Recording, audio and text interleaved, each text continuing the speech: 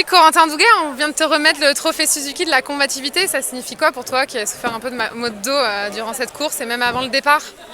Ben écoute, ça fait toujours plaisir d'avoir un prix. J'aurais bien aimé l'avoir pour d'autres raisons, parce que c'est pas très agréable de naviguer avec ce truc qui est toujours là, même si le staff médical est confiant.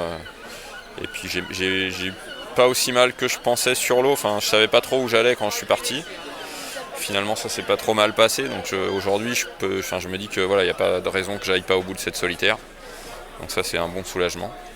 Et voilà, après, ça fait toujours plaisir d'être mis en avant, quelle que soit la raison, on va dire.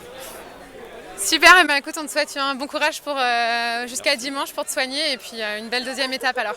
On va essayer de faire ça bien. Merci Corentin. À bientôt. À bientôt. Achille Nebou de Big Green Océan. Achille, est-ce que tu peux nous parler un peu de ce que tu écoutes en navigation? Oula, j'écoute plein de choses et j'adore ça. Après, il faut pas qu'il y ait trop de vent, sinon on n'entend plus rien. Le bateau est assez bruyant, mais dès qu'il n'y a pas trop de vent, j'aime bien mettre une petite enceinte dehors et écouter de la musique. Et en particulier, un artiste que j'aime beaucoup parce que je suis en train de faire une collaboration avec lui, c'est French79. Donc un DJ, un musicien plutôt de musique électronique marseillais.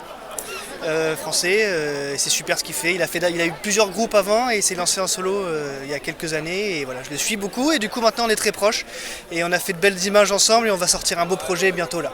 Ça veut dire que tu navigues avec toute sa playlist ou il a fait sa sélection de ses meilleurs morceaux et toi tu les as embarqués avec toi? Il a fait encore mieux, c'est que j'ai ses morceaux qu'il a sortis, etc. Mais là il m'a fait une petite sélection de morceaux qui sont pas encore sortis, en exclu, donc des morceaux en conception. Et voilà, je vais lui faire un petit retour de ce que je pense de ça, donc c'était vraiment trop sympa de sa part. Et donc j'ai commencé à écouter ça sur l'étape 1 et c'est vraiment bien et je vais continuer sur les autres étapes. Super, merci Achille. De rien. Salut. Martin Le Pape, qu'est-ce qu'on t'a laissé? Est-ce que tu as des petits mots doux, des petites surprises qu'on t'a laissé dans le bateau, que ta famille, tes amis et que tu regardes de temps en temps? Écoute, il y a toujours les bonbons de Kate, la secrétaire du pôle, au départ de l'étape 1. Donc j'ai mangé tous les bonbons déjà, j'ai eu le petit mot, c'est sympa. Et là, je vais mettre des photos pour l'étape 2. Ça m'a manqué, famille, un petit animal fétiche. Et voilà, donc je vais remettre ça parce que ça m'a manqué. C'est bien. Animal fétiche, tu peux expliquer? Non, je vais pas vous le dire. Mais je peux vous expliquer ce que c'est. En fait, c'est un animal, mon animal totem un peu. Et quand j'ai des moments un peu de doute, un peu où je suis pas bien, je repense à cet animal-là.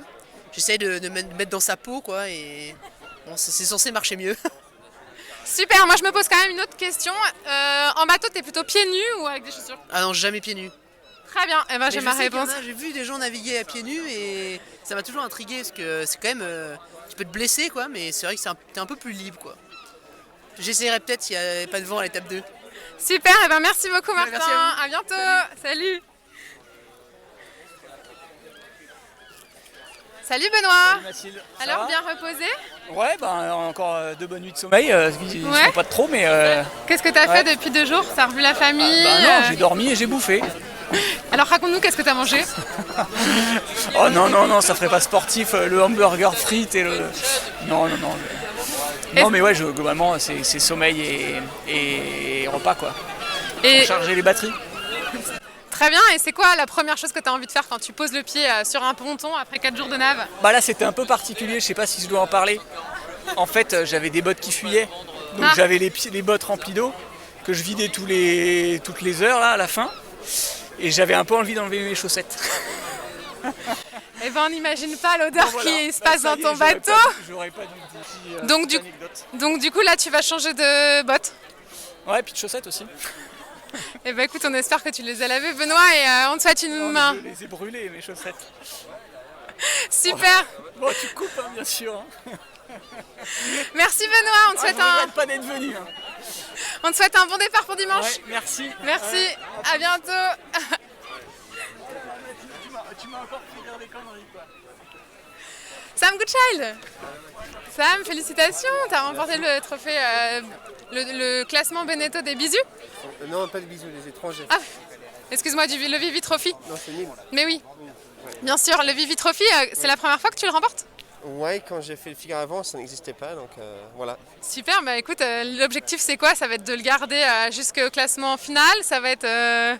L'objectif c'est de gagner, donc forcément oui, mais je ne suis pas là pour gagner le Vivi Trophée, on est là pour faire un super résultat. Après le Vivi Trophée c'est chouette parce que ce serait cool d'internationaliser un peu plus les solitaires de Figaro, les classes Figaro, donc si ça peut motiver les étrangers de venir voir ce que c'est et venir naviguer avec nous, c'est chouette. Donc pour ça je suis motivé de le gagner et de montrer aux autres que c'est possible, parce que moi je suis venu en France pour faire ça et je trouve ça génial et j'espère que les autres peuvent suivre aussi.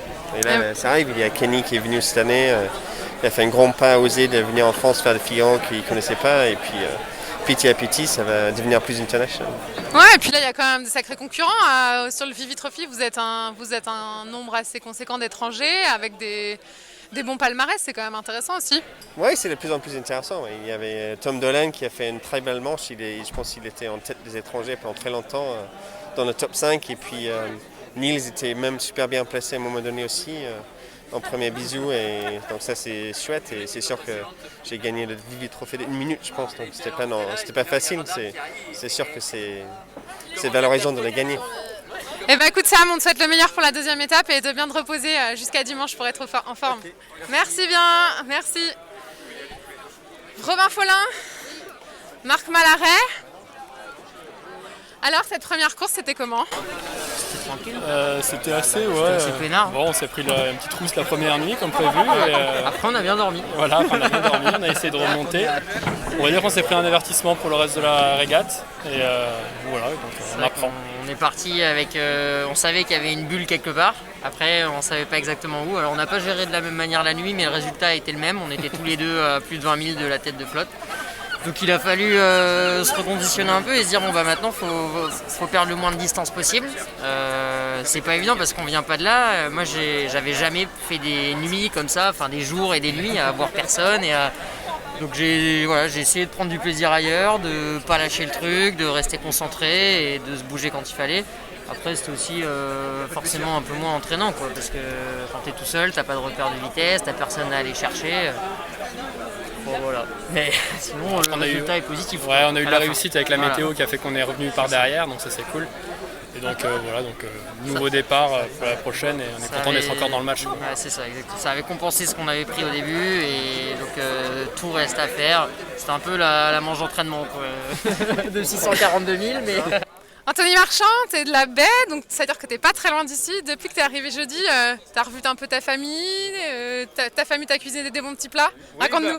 Moi je suis chez maman en ce moment, donc les bons petits plats de maman, du repos, pas mal de séances d'ostéo, que ce soit avec l'organisation ou avec le pôle France Course au Large. Donc du repos, de la récup et des bons petits plats à maman, voilà, ça va être l'arme secrète pour la prochaine étape. Et ça veut dire quoi les bons petits plats? Tu peux nous parler de ce que tu as mangé? Oh non, on reste basique, hein. Elle fait ce que j'aime, donc la viande, des patates.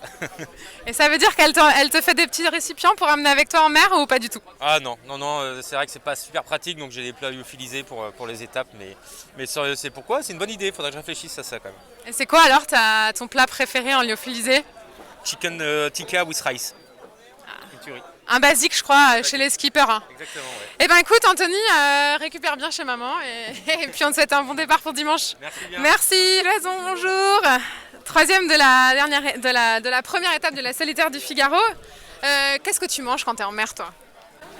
Des plats lyophilisés, apertisés, un peu de chocolat, un peu de bonbons offerts par Kate, notre super secrétaire du pôle Finistère Course au Large. Je pense qu'une heure après le départ, j'en avais plus. Et voilà, ce genre de choses. Quelques fruits quand même. Et t'as des petits gris-gris sur ton bateau pour porter chance ou J'ai, comme tous les membres du pôle Finistère aussi, une carte tous les ans. Et puis, qu'est-ce que j'ai d'autre? Cette année, j'ai une casquette Patagonia. Parce que j'ai remarqué que les années d'avant, les vainqueurs de cette année avaient une casquette Patagonia. Ah, et bah écoute, on espère que ça va te porter chance. Et ton bateau, il va bien là? Il est prêt pour dimanche? Il est fin prêt. Super, ça va être quoi ton programme de demain? Encore un peu de repos et puis préparer la navigation, la météo. On a eu le parcours aujourd'hui, là le parcours officiel, donc et il y a du jeu, donc ça se prépare. Le parcours il a été un peu écourté là, comment tu le sens? Ça laisse place à la stratégie Ouais, en fait ça change, c'est juste on va passer un peu moins de temps en mer, mais ça permet d'avoir un peu de repos à Dunkerque. Et il y a clairement de quoi s'exprimer tout au long de ce parcours, même avec ce petit raccourcissement. Super.